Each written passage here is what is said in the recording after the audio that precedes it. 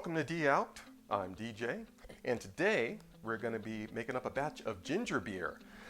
So what you need is about a cup and a half of sugar. That always looks like way more than a cup and a half, but that's what it is. One large lemon. I actually already cut this in half. 2 halves that I already had in the fridge.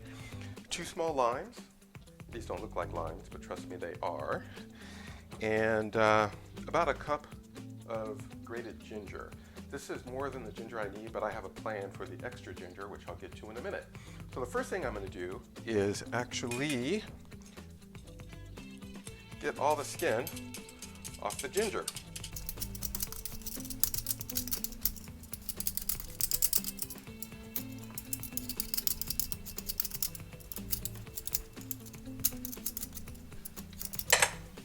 Okay, so I didn't get all of it off, but I got most of it off. And if you don't do that, then you're going to get kind of a woodsy flavor, which you don't want. You want that ginger spiciness without all the woodsy taste. So once I do that, I'm going to grate it up and get about a little less than a cup's worth of grated raw ginger.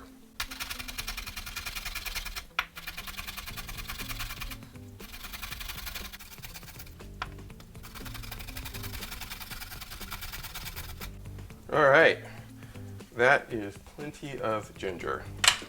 So that's really the hardest part of this whole project.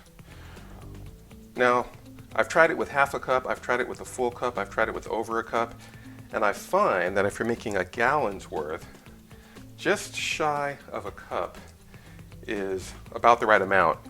If you don't put enough, then it's a little weak flavored, and if you put too much, then it's kind of too spicy and a little off-putting, so you're going to want to play with it yourself to see what you really like.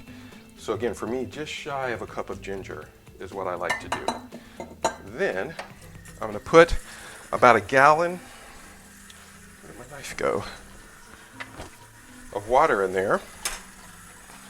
Now, I want to make sure not to fill it up all the way, because I'm going to need some headspace for putting my ginger jelly in after this is fermented for about a week or up to 2. So that's 1/2 of one lime, 1/2 of the other lime, 1/2 of the lemon, other half of the lemon,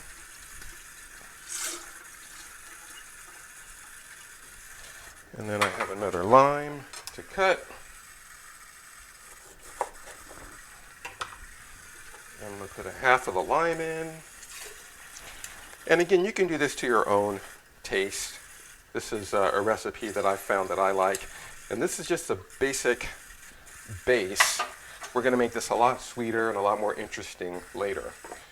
So last but not least, well, actually we have a couple more steps. We've got the sugar and we've got the starter. So this is what we worked on. This starter's been fermenting for about 3.5, 4 days now. And you can see it's got some bubbles on top. I like it to be really sputtering a lot, like you hear a lot of snap, crackle, and pop. When that happens, that you know you've got a nice strong starter. So there's probably about 3 to 4 cups, maybe 3.5 cups of starter in here. I'll strain it out so I don't actually put the pulp and all the ginger in. I just want the juice. And I'll put about 70% of that in there. I like to keep a little bit left just in case it doesn't take. And this is what I was saying I use the extra ginger for. I'll put a little bit more water in here.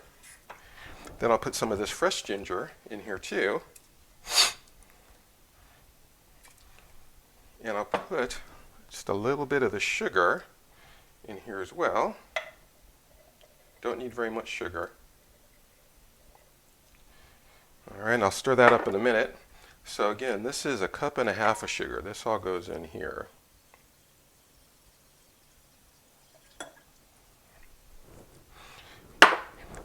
And then you give it a good stir. All right, so that is that. So now I'm going to cover both of these with a cheesecloth, and I'll check on this tomorrow. I'll stir it a little bit and I'll listen for the snap, crackle, and pop to let me know that it's fermenting. And do that for about a week. Now, after a couple of days, if it's not fermenting, what I'm going to do is add a bit more of the starter, which will definitely be bubbling again to sort of kickstart it. So that's one of my little fallback standby moves that I've learned over the years. So we'll go ahead, let this rest, and we'll check on it in a couple days. So I started up this new ginger batch about 24 hours ago, and it's starting to bubble up just a little bit. I'm going to give it a stir, and I probably should have stirred it a little yesterday as well. Once or twice a day is sort of a good practice. It helps to get the fermentation going. And you can see that the ginger starter that I augmented yesterday is also looking pretty good. It's actually bubbling up pretty nicely. And I like to keep this going again, just in case I need to get the paddles out. You can see the frothiness on this. That's a really good sign. So if this ginger batch here isn't bubbling up well by tomorrow, I'm going to put a little bit more starter in, and that ought to get it going. Then we'll let it ferment for about a week, maybe a little longer, and then we'll mix it up with the ginger jelly, and we'll be ready to bottle.